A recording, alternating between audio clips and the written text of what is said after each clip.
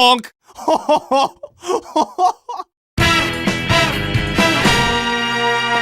I don't even know where to start with you.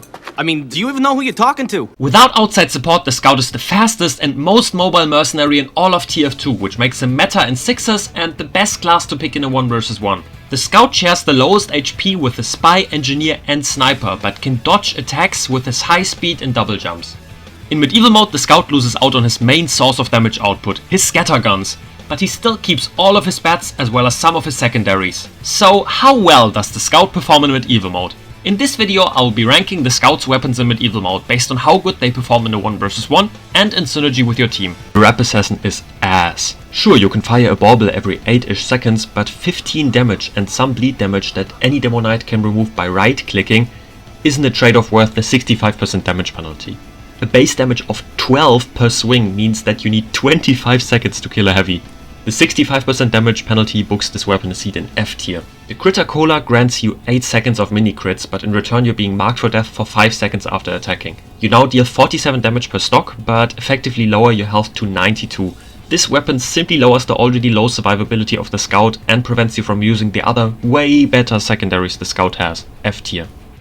The Sun on a Stick has a 25% damage penalty, but gives you guaranteed crits against burning players and a 25% fire damage resistance. Both of the upsides rarely come up, but if you find a pyro with the volcano fragment on either team, it can come in handy. The Fen of War marks any opponent you hit and crits whenever it would mini crit. A 75% damage penalty means that this weapon deals only 9 damage on the first hit and 26 damage on every successive hit. The best way of fighting with the Fan is to not fight with the Fan. Avoid any 1 vs 1, just mark the opposing team for death, so your teammates can finish them off faster. Marking with a Fan means you need to get in melee range with the enemy, but bonus points for allowing the Scout to become a support class, D tier. The Bat deals less damage per hit than all other stock melee weapons, but swings around 40% faster. 35 damage per hit and 107 damage on a crit is way better than all the other weapons I've listed so far, low C tier. The Bonk is really funny to use, drink it and become completely invulnerable for 8 seconds. This helps with distracting the enemy, blocking spawn exits or getting taunt kills. While you are invincible you cannot cap points or attack, and if you would have taken damage while under the effects of the Bonk, you will be slowed down for 5 seconds after the Bonk stops working. Funny to use, but not great, C tier. The Candy Cane gives you another medkit when you kill someone, in addition to the small medkit that's dropped with every kill in medieval mode. This allows you to refill your health easier, with the only downside being that you take more damage from caber explosions. Technically the medkit can be picked up by the enemy team, but that's only ever possible if you use the cleaver as your secondary.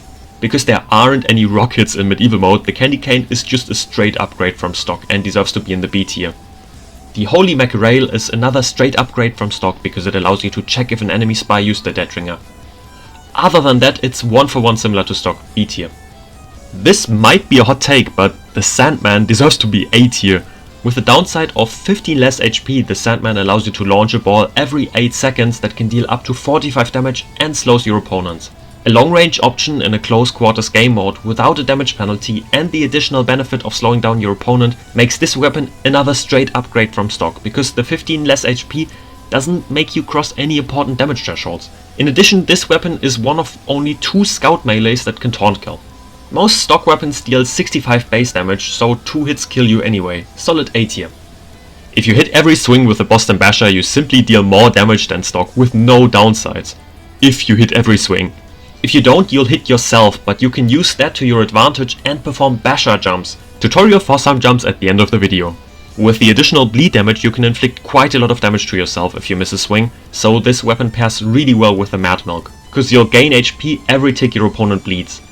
This weapon increases your mobility as well as damage output, with the small downside of maybe taking some damage if you miss a swing. But just get good, A tier. The Guillotine is really good. Now you get a long range option without being locked into the Sandman or worse, the Rap Assassin.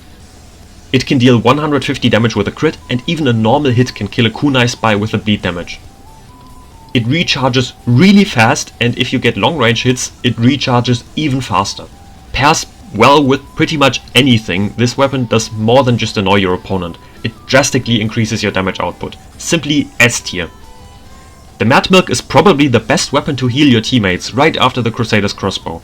It can increase your own survivability in a 1 versus 1 or allow you to help out teammates from long distances. Any opponent doused in your milk becomes a health pack for your teammates, S tier. The only downside is that you cannot play the cleaver and the milk. The atomizer has the small downsides of slightly less base damage and a slightly longer deploy time.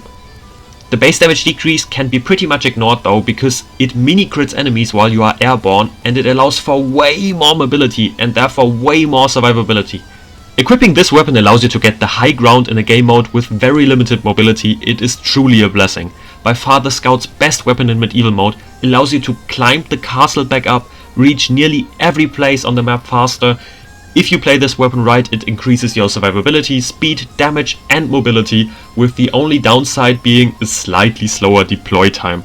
In addition to all of this, the atomizer can perform the Grand Slam taunt kill. I don't even know what to say anymore. Here's the full tier list for the Scout in medieval mode.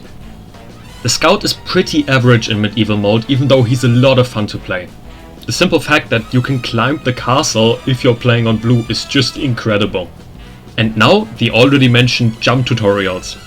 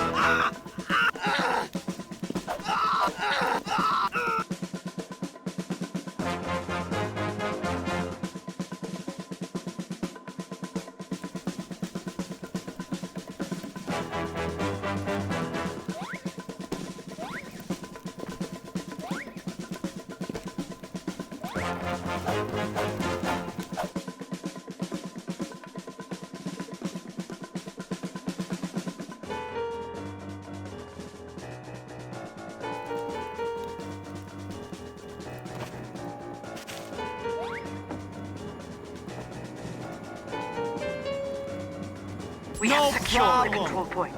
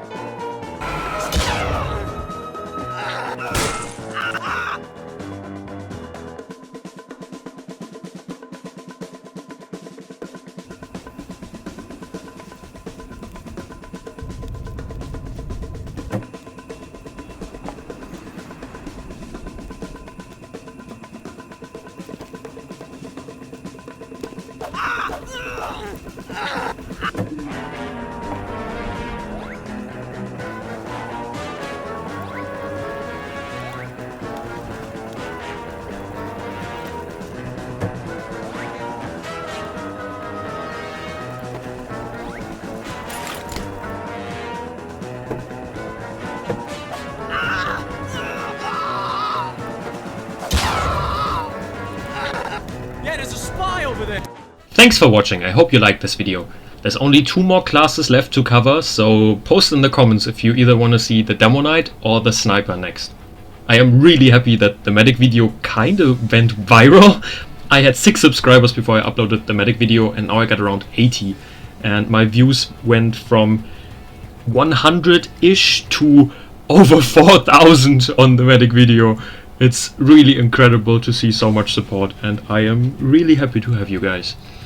Yeah, here's a playlist of my other tier list videos and yeah, I'll see you in the next video.